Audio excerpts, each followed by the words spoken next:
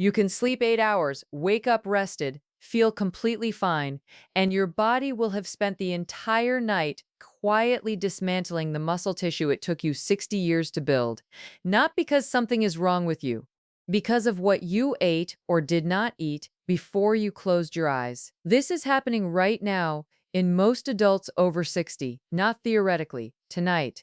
And the frustrating part is that fixing it does not require a prescription, a supplement stack, or a 2-hour meal prep session. It requires 3 specific foods eaten in a specific window. And by the end of this video, I am going to give you the exact protocol. I call it the Night Crew protocol that my husband and I have both been using and that the research supports far more strongly than most people realize. But before we get to the foods, I need to show you what is actually happening in your body while you sleep, because the mechanism is the part that changes everything. Once you understand why the overnight hours are the single most important biological window of your entire day, the food choices make immediate sense. And once you see what most people are accidentally doing to that window and have been told is completely fine, you will not look at your evening meal the same way again. Here is the invisible villain in this story, and it has a name: anabolic resistance. After 60, your muscles do not respond to protein the same way they did at 30. When you were younger, eating 20 grams of protein was enough to trigger a meaningful wave of muscle repair. Your body was sensitive, responsive, efficient. After 60, that threshold climbs. Researchers at multiple European sports medicine institutions, including groups working with data from the University of Toronto, have documented this shift. Older muscle requires a larger and longer protein stimulus to produce the same repair response. The signaling pathway that governs this, a molecular switch researchers call mTOR, which you can think of as the green light your cells need before they start building, becomes harder to activate with age. The green light flickers instead of turning on solid. And when it does activate, it burns for a shorter period. Now add the overnight fast to that picture. From the time you finish dinner to the time you eat breakfast, you might go 10, 11, 12 hours without consuming protein. During that window, your body continues to need amino acids, the small building blocks that proteins are broken down into, to maintain basic biological functions like enzyme production, immune activity, and tissue maintenance. When those amino acids are not arriving from food, the body does not politely wait. It pulls them from somewhere else. And after 60, the place it pulls from most readily is skeletal muscle. The body essentially disassembles its own structural tissue to fuel its operational needs. This is not a slow or painless background process. The technical term is muscle protein breakdown, and in older adults who have not eaten since dinner, the overnight breakdown rate frequently outpaces the repair rate in what researchers call net negative protein balance. You go to bed and your body runs a deficit. You wake up and the loss is invisible. No pain, no notification, no obvious symptom, just a fractionally smaller amount of functional muscle than you went to sleep with. Repeated over months and years, this overnight deficit is one of the central mechanisms driving the muscle loss that most people chalk up to getting older. The clinical term for this condition is sarcopenia, age-related muscle loss, and it is far more prevalent than most people know. The International Osteoporosis Foundation estimates that approximately 30% of adults over 60 have clinically significant sarcopenia. By 80, that figure exceeds 50%, and the downstream consequences are not cosmetic. Sarcopenia is directly linked to a 4 to 5 times greater risk of falls, a 2 to 3 times greater risk of hip fracture, and significantly elevated risk of metabolic disease because skeletal muscle is one of the primary sites where your body disposes of blood sugar. Less muscle means less insulin sensitivity, which means worse blood sugar control, which is why researchers now talk about sarcopenia and type 2 diabetes as conditions that reinforce each other in a cycle that is extremely difficult to interrupt once established. In 2019, a review published in the Journal of Cachexia, Sarcopenia and Muscle estimated that the healthcare costs attributable to sarcopenia in the United States alone exceed $18.5 billion annually. The condition is not rare, it is not exotic, it is quiet and universal, and it is happening in your body right now if you are over 60 and have not specifically addressed the overnight protein deficit. But here is what this means for you specifically. This process is not inevitable in the way that most people assume it is. It is biological, yes, but it is highly responsive to what you eat and when you eat it. And the research on this intervention has become remarkably specific in the last decade. We are not talking about vague advice like eat more protein. We are talking about particular foods, particular molecular compounds, and particular timing windows that interact directly with your overnight repair machinery in documented, measurable ways. Which brings me to the mainstream betrayal moment, because I think you deserve to know how conventional dietary advice got this particular thing badly wrong. For decades, protein has been treated as a daytime nutrient. Eat your protein at breakfast, have some at lunch, and keep dinner light. This is still the implicit framework embedded in most general dietary guidelines, the idea being that you should not overload your digestive system at night, that your body is winding down, that heavy evening eating is associated with weight gain, and none of that is entirely wrong. But it is dramatically incomplete because it ignores almost everything that happens at the cellular level during sleep. Research coming out of Maastricht University in the Netherlands, specifically the work of Professor Luc van Loon, whose team has published extensively in Medicine and Science in Sports and Exercise, one of the most cited journals in sports medicine, demonstrated something that genuinely reframes the overnight window. They showed that the body's muscle repair and protein synthesis machinery does not shut down during sleep. It is, in fact, highly active. The catch is that it needs raw materials to work with. And in older adults who had eaten a normal dinner at 6 or 7 in the evening and fasted until morning, the repair machinery was running, but running without adequate fuel. Picture a construction crew arriving at a worksite at 10 at night to do scheduled repairs, but finding the building materials locked in a supply truck they cannot open. The crew is there, the plans are there, but without materials, they can only stand and wait. When participants in Van Loon's trials consumed a specific type of protein before sleep, specifically casein, a slow-digesting protein I will get to in detail at number 1, their overnight muscle protein synthesis rates increased by approximately 22% compared to the placebo group. 22% more muscle protein built during the night, from a single dietary change made before bed. This finding has been replicated and extended in subsequent trials, and it is particularly robust in older adults, the very population that has been told the most emphatically to keep dinner light and avoid late-night eating. The food industry has had no financial incentive to carry this message into mainstream awareness. The foods that optimize overnight repair are cheap, generic, and available at any grocery store. There is no premium product to sell, no branded formulation to patent, no celebrity to endorse. The information has been sitting in peer-reviewed journals for over a decade, cited by researchers who cite each other, while most adults over 60 keep eating salads for dinner and waking up in a protein deficit. I do not find this enraging. I find it genuinely fascinating, the gap between what is documented and what is practiced, shaped entirely by what is commercially useful, rather than what is biologically true. Let's get to the countdown.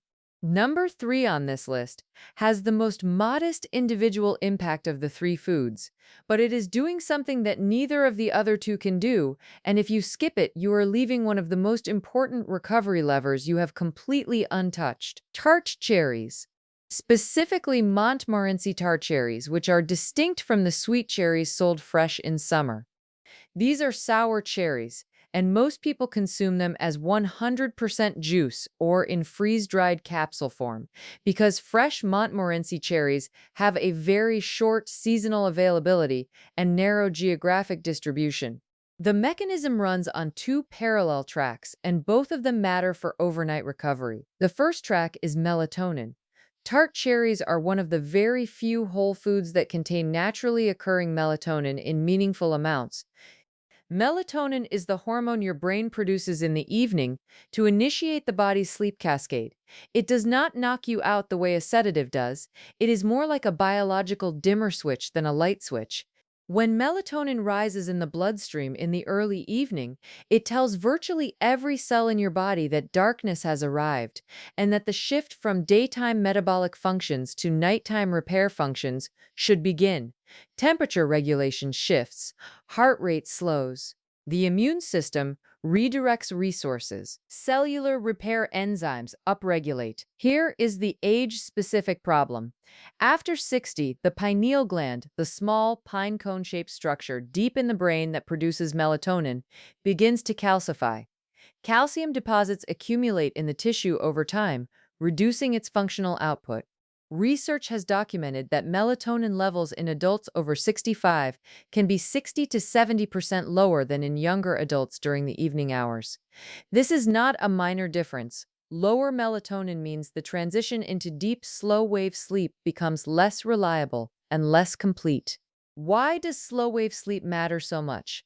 Because slow-wave sleep is when your pituitary gland releases the largest pulses of human growth hormone. Growth hormone is your body's primary overnight signal for cellular repair. It stimulates protein synthesis, promotes fat metabolism, supports bone density, and plays a central role in maintaining muscle mass. A healthy 30-year-old secretes robust pulses of growth hormone during the first 2 hours of sleep. Many adults in their 60s secrete a fraction of that, partly because they spend dramatically less time in the deep sleep stages where those pulses occur. When tart cherry consumption improves sleep quality and increases time spent in deep sleep, which is what researchers at Northumbria University in the United Kingdom found in a study published in the European Journal of Nutrition in 2010, it is not a comfort upgrade. It is directly expanding the window during which growth hormone does its repair work. More deep sleep, more growth hormone secreted, more cellular repair signaled throughout the body. The second track of tart cherry's mechanism targets inflammation, and this one is where the chemistry gets specific in a way I find genuinely impressive. Tart cherries are exceptionally high in anthocyanins, the pigment compounds responsible for their deep red color. These anthocyanins are potent natural inhibitors of two inflammatory enzyme pathways, called COX-1 and COX-2. If those names sound familiar, it is because they are the same pathways targeted by ibuprofen and naproxen. Tart cherry anthocyanins are not identical to ibuprofen. Do not hear that as an equivalency claim, but they operate on overlapping signaling chemistry. Here is why this matters for overnight repair specifically. Inflammation in your muscles and joints is not just uncomfortable, it is interference. It is biological static on a radio signal. Muscle tissue that is chronically inflamed does not repair efficiently even when the hormonal conditions are right, even when amino acids are available, even when growth hormone is being released. The repair signal is there, but it cannot propagate cleanly through inflamed tissue. Many adults over 60 who have spent decades on a standard Western diet, who carry extra abdominal fat, who have dealt with years of low-grade chronic stress, are operating with a baseline inflammatory load that is quietly degrading their repair efficiency every single night. Research published in the Scandinavian Journal of Medicine and Science in Sports demonstrated that athletes consuming tart cherry juice showed significantly lower markers of muscle damage and inflammation following intense exercise. More relevant to this audience, subsequent work with non-athlete older adult populations has found reductions in inflammatory markers including interleukin-6 and C-reactive protein following regular tart cherry consumption. Interleukin-6 and C-reactive protein are not niche research measurements. These are the standard markers your doctor checks when assessing cardiovascular inflammation risk. Tart cherry is not a drug, but it is operating on the same inflammatory signaling terrain. Practical form and dosage: 8 ounces of 100% Montmorency tart cherry juice in the evening, consumed approximately 60 to 90 minutes before your target sleep time. Freeze-dried supplement equivalents containing roughly 60 Montmorency cherries per serving are an alternative. Not sweet cherry juice, not cherry-flavored beverages, not cherry supplements made from maraschino powder. The anthocyanin profile of Montmorency tart cherries is chemically distinct from sweet cherry varieties, and the sleep research specifically used Montmorency. This is not a cherry in general benefit. The specificity matters. Number 2 is where the biology becomes genuinely multi-layered, because this food is not doing one job while you sleep. It is doing 3 simultaneously, on three separate systems, and most people who know about it are only aware of one of them. Fatty fish, salmon, sardines, mackerel, herring, the oily cold water varieties. The first job, and the most underappreciated one, involves your cell membranes. Every single cell in your body is enclosed by a double layer of fat molecules called the cell membrane. This membrane is not a passive barrier. It is an active communication surface. Hormone receptors sit in it. Signal proteins thread through it. The efficiency with which a cell receives chemical instructions from the outside depends significantly on how fluid and flexible its membrane is. Omega-3 fatty acids, specifically the two forms called EPA and DHA found in cold water fatty fish, are incorporated directly into these membranes when you eat them regularly. And here is the key property. Unlike saturated fats, which make membranes more rigid and ordered, EPA and DHA maintain membrane fluidity even under conditions that would otherwise cause stiffening. Think about the difference between olive oil and butter in your refrigerator. Olive oil remains liquid, butter goes solid. Your cell membranes behave according to the same physical principle. A membrane rich in EPA and DHA stays more like the olive oil. Fluid, responsive, able to conduct signals efficiently. Now apply this to overnight muscle repair. The mTOR pathway, the green light for muscle protein synthesis, is initiated when amino acids bind to receptors in the muscle cell membrane and trigger a cascade of internal signals. The efficiency of this process is partially dependent on membrane composition. When older adults have low omega-3 levels, which the majority of American adults do, based on omega-3 index surveys published across multiple clinical nutrition journals over the last decade, with average American omega-3 index values hovering around 4 to 5% when 8% is considered optimal, their muscle cell membranes are more rigid and significantly less efficient at conducting the repair signal. A clinical trial conducted at Washington University School of Medicine in St. Louis and published in the American Journal of Clinical Nutrition found that omega-3 supplementation in older adults significantly increased the rate of muscle protein synthesis in response to amino acids and insulin. The critical detail: omega-3s were not providing raw materials for muscle building. They were upgrading the cellular hardware that receives the build command. They made the muscles more capable of responding to the repair signal. This is mechanistically distinct from anything Tart Cherry does, and distinct from anything on this list. This is membrane-level sensitization to anabolic signals, and it takes 4 to 8 weeks of consistent fatty fish intake to achieve, which is why this is a weekly commitment rather than an occasional one. The second job involves DHA specifically and targets your brain. DHA, which stands for docosahexaenoic acid, though the name is less important than the location, does not distribute evenly throughout your body. It concentrates in two places above all others: the retina of your eye and the gray matter of your brain.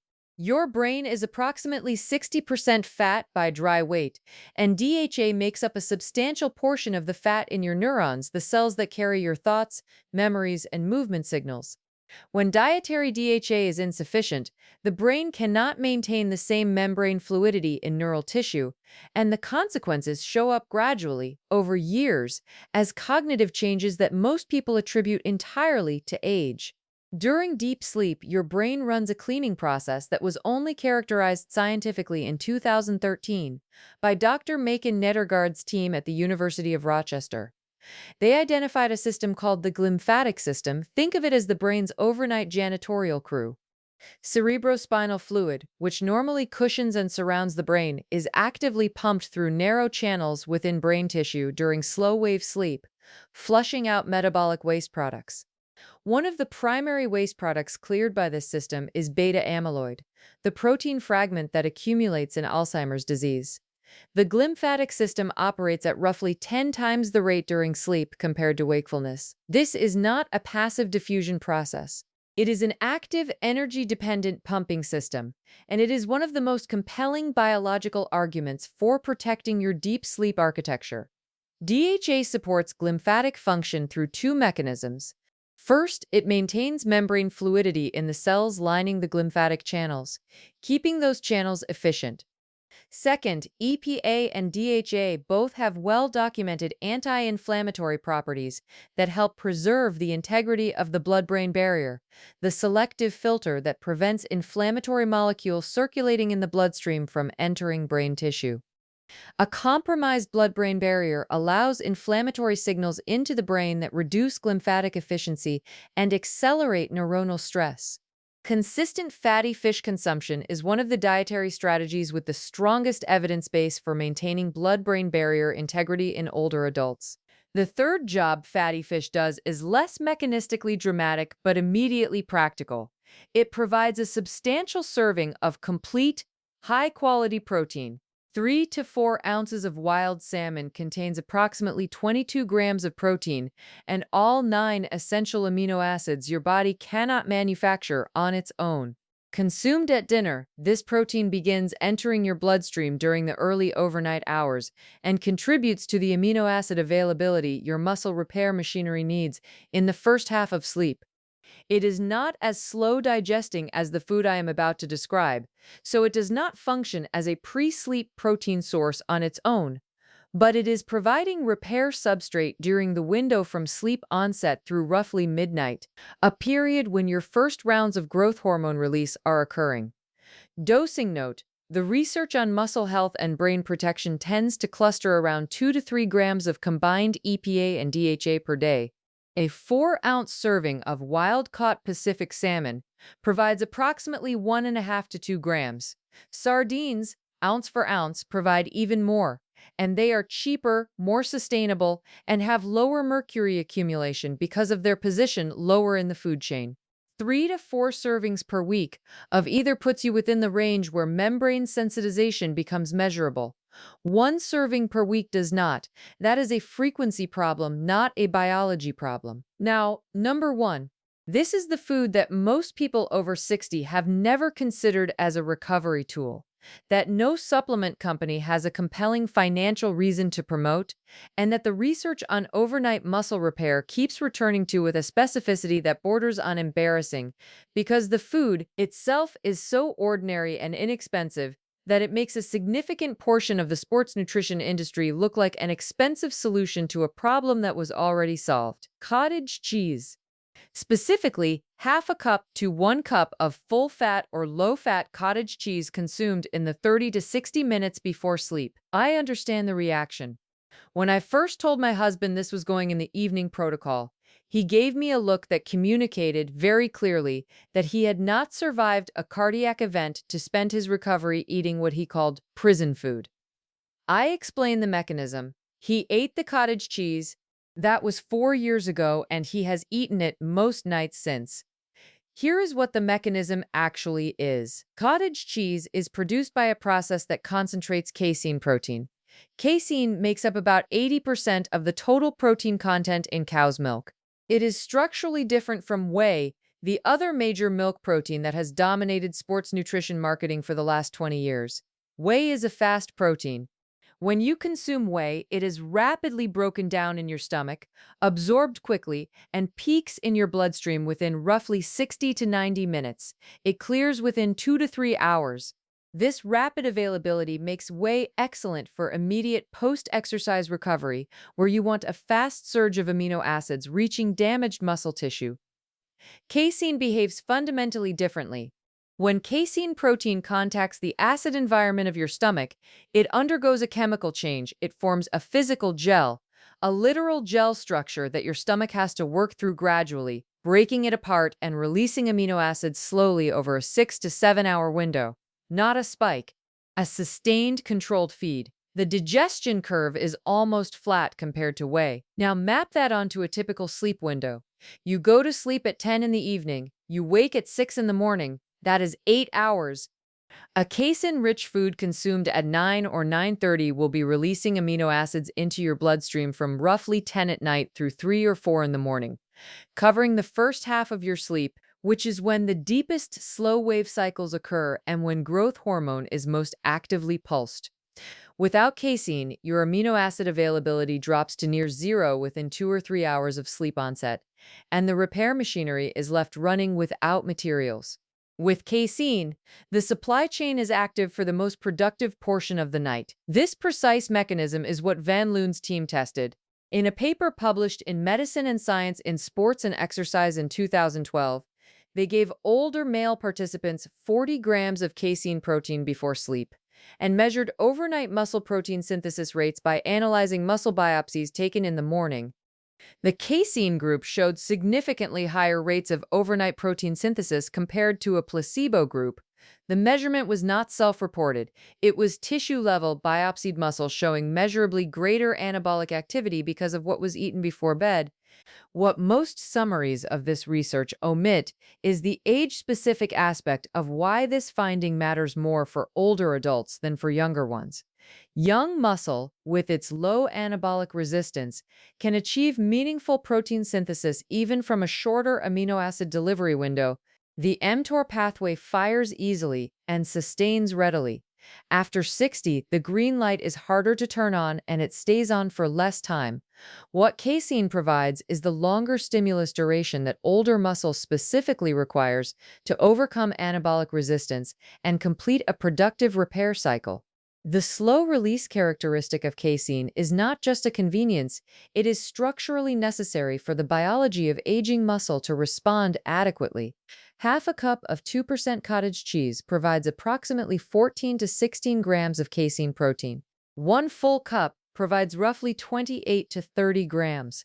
Combined with whatever protein you consumed at dinner, the overnight delivery window is meaningfully supported.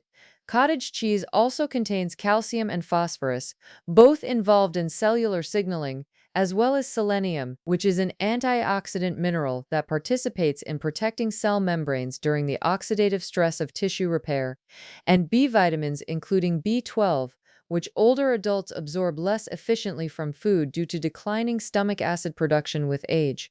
There is also a secondary benefit to cottage cheese that the muscle synthesis research has not focused on, but that I think deserves a mention.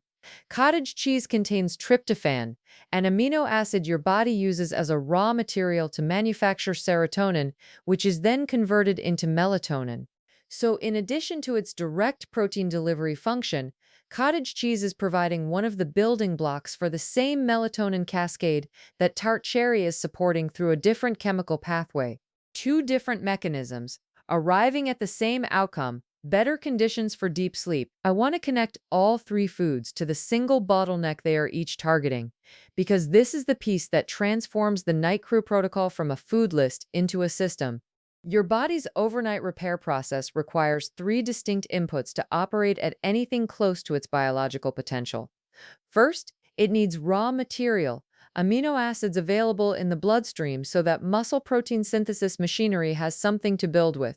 Second, it needs signal clarity, a cellular environment with low enough inflammation and high enough membrane sensitivity that the repair signal can propagate efficiently from the hormonal level down to the individual muscle cell. Third, it needs time, specifically adequate duration in deep slow-wave sleep, during which growth hormone pulses the glymphatic cleaning system operates, and the cellular repair cycles can complete their work without interruption. Cottage cheese addresses the first input, raw material, through slow-release casein amino acid delivery across the overnight window. Fatty fish addresses the second input, signal clarity, through EPA and DHA incorporation into cell membranes that sensitizes muscle cells to anabolic signals, through reduction of baseline systemic inflammation that would otherwise interfere with repair signaling, and through DHA support of the brain's overnight maintenance systems. Tart cherries address the third input, sleep architecture, through melatonin pathway support that deepens and extends slow-wave sleep, and through anthocyanin-mediated suppression of the inflammatory noise that disrupts both sleep quality and repair signal efficiency. These three foods are not redundant. They are not doing variations of the same thing. They are each addressing a distinct bottleneck in the same repair pipeline. Removing any one of them leaves that bottleneck unaddressed, and the other two cannot compensate. This is what separates a protocol from a shopping list. There is one additional layer worth adding because there is a timing and lifestyle consideration that can quietly invalidate even the best food choices, and I want to be honest about its existence. Cortisol, the hormone associated with stress response, follows a daily rhythmic pattern in healthy adults.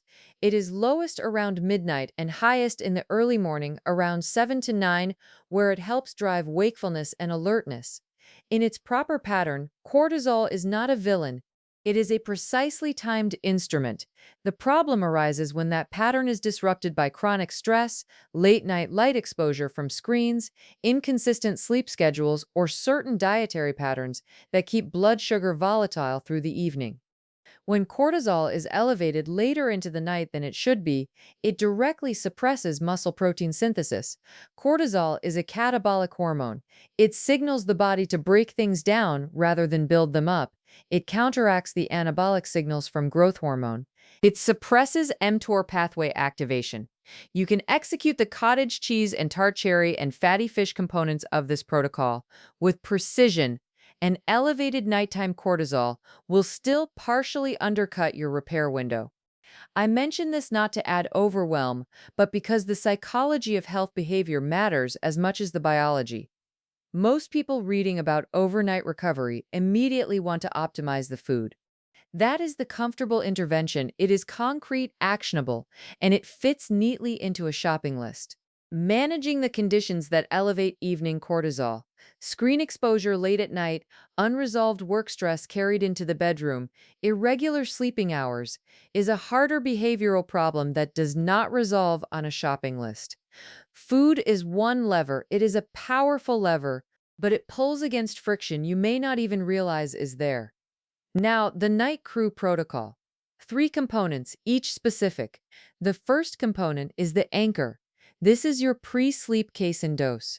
Half a cup to 1 cup of cottage cheese consumed in the 30 to 60 minutes before your target sleep time.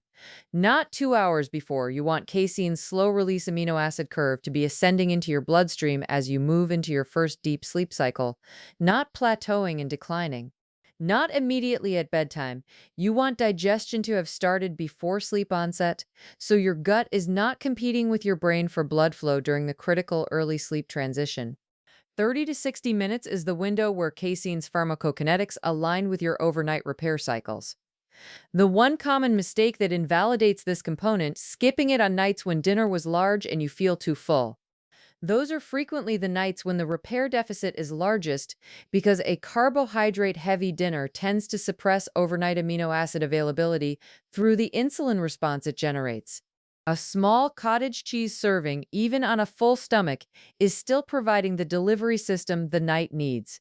Plain cottage cheese, or with cinnamon if plain dairy is difficult for you, or blended with a small amount of berries if texture is an obstacle. The protein content is what matters, not the culinary experience. The second component is membrane prep. This is your weekly fatty fish intake, 3 to 4 servings consumed at dinner across the week. The reason this is structured as a weekly frequency rather than a nightly dose is that omega-3 incorporation into cell membranes is a gradual process measured in weeks, not hours. Research suggests that meaningful, measurable changes in membrane EPA and DHA composition occur after approximately 4 to 8 weeks of consistent intake. You are not acutely sensitizing your muscle cells in one meal. You are rebuilding the hardware over months. This is the longest timeline component of the protocol, and the one most people underestimate because the results are not felt the way post-exercise soreness is felt. They show up as a gradually improving capacity to respond to the other components. One common mistake, assuming that farmed salmon is equivalent to wild caught. The omega-3 content of farmed salmon varies significantly depending on the feed composition used, and much of the farmed salmon available in American supermarkets has lower EPA and DHA content than wild-caught Pacific varieties. Wild salmon and canned sardines in water are the most reliable and cost-effective options. Canned sardines, specifically, are one of the most nutritionally dense foods available per dollar, and they are not remotely as unpleasant as the cultural mythology around them suggests. The third component is signal clear. This is your tart cherry window. 8 ounces of 100% Montmorency tart cherry juice, or a freeze-dried supplement equivalent, consumed 60 to 90 minutes before sleep. The timing is not arbitrary. Melatonin's effect on sleep architecture begins during the transition into sleep. You need the compound in your system as the sleep cascade initiates, not after you are already asleep. The anti-inflammatory effect on your repair environment is most relevant during the early overnight hours when the first deep sleep cycles are occurring. One common mistake: substituting any red-colored cherry product and assuming equivalence. Sweet cherry juice, maraschino cherry-derived supplements, and cherry-flavored functional beverages do not have the same anthocyanin profile as Montmorency tart cherries. The sleep research, the muscle damage research, and the inflammation marker research all used Montmorency variety specifically. The chemical distinction is real, and it is the difference between a food that is doing something measurable and one that is doing nothing except tasting like cherries. Here is what a night crew protocol evening actually looks like assembled together. Dinner, somewhere between 6 and 7:30, includes a portion of wild salmon or sardines. This is your membrane prep dose for the week if you hit it 3 to 4 times. At around 8:30, you drink your tart cherry juice, 8 ounces, straight, no added sugar. Around 9 to 9:30, you eat your cottage cheese. You are not making a meal of it. You are loading the overnight delivery system. You close your eyes by 10 or 10:30. From that point, your glymphatic system begins its cleaning cycle. Your pituitary gland starts pulsing growth hormone into your bloodstream. Your muscle cells, their membranes gradually more fluid and responsive from weeks of consistent fatty fish intake, receive the anabolic signal more efficiently than they did 2 months ago.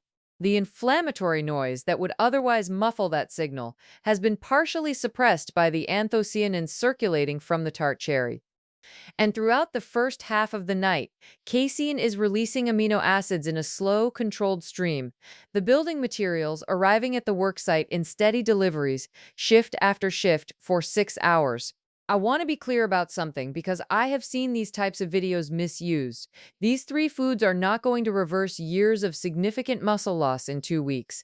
And if you have sarcopenia severe enough to affect your daily function, you need to be in conversation with your physician about a comprehensive approach that includes resistance training, total daily protein targets, and possibly medical assessment of your vitamin D status, which affects muscle fiber function independently of everything discussed here.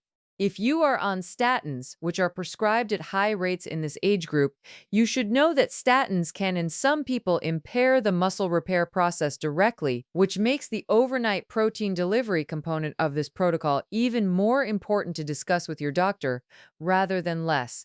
This is not alternative medicine. This is evidence-informed food strategy, and it works best inside a broader approach, not as a replacement for one. What I can say with confidence is that the research supports each of these mechanisms specifically in older adults. The casein pre-sleep data is among the most rigorously conducted and consistently replicated nutrition research on aging muscle from the last 15 years.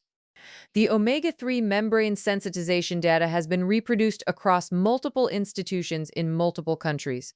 The tart cherry sleep and anti-inflammatory data, while a newer field, has shown consistent findings across diverse trial designs. The mechanism is not speculative. The biology is documented, and the cost of trying this protocol for 8 weeks is a container of cottage cheese per week, a bottle of tart cherry juice, and sardines. The absurdity, and I mean this as clinical observation, not outrage, is that this information has been accessible in peer-reviewed literature for over a decade. Van Loon's casein trials were not obscure work published in fringe journals. They appeared in one of the most widely read sports medicine publications in the world. But because the finding points toward a 49-cent cup of dairy consumed before bed, there is no commercial engine to carry it from the journal into the mainstream, no primetime advertisements, no celebrity partnership, no branded formulation. The message stays inside citations, read by researchers, while most adults over 60 spend the most productive biological window of their day in an unnecessary protein deficit. I find that fascinating, not enraging. The system is doing exactly what systems built around profit do, and understanding why the information did not reach you is in some ways more useful than the information itself, because it explains why the next piece of genuinely useful nutrition research will probably follow the same path, and why you should be skeptical of the things that are heavily marketed and curious about the things that are not. The Night Crew Protocol. 3 components: anchor, membrane prep, signal clear. Every night, with a fatty fish serving 3 to 4 times per week. If you are going to start the Night Crew protocol this week, comment NIT Crew below so I can see who is actually doing this. And if you have not yet subscribed, this is the channel where I read the boring stuff.